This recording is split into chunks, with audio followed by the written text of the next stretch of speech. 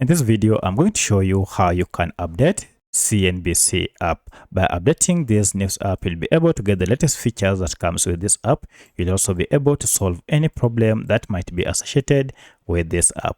If you find this video helpful, I'll kindly request that you support me by liking the video and also by subscribing to this channel. Alright, so to do this, you need to go ahead and find this app either through Google Play Store or App Store.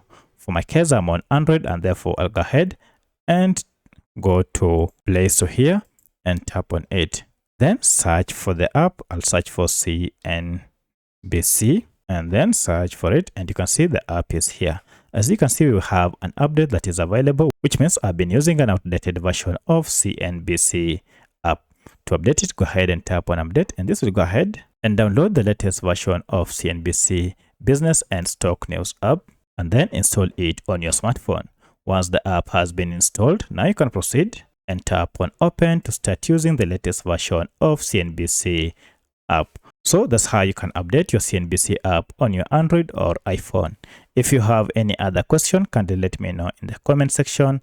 Otherwise, thanks for watching, and let's meet in the next video.